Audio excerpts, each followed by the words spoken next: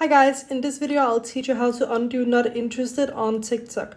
So as an example, I'm just going to click not interested to this video. And now to actually remove similar content from your page, you need to click at the little pop-up that appears at the bottom. So it should look like this when you click on that, and then you filter the keywords from your For You page by clicking on them. So I want to, for example, remove all of these, click submit. And now to undo this, go to your profile, click on the little hamburger icon up in the top right corner, and now click Settings and Privacy. Scroll down a little bit and click on Content Preferences. And now filter video keywords in the very top.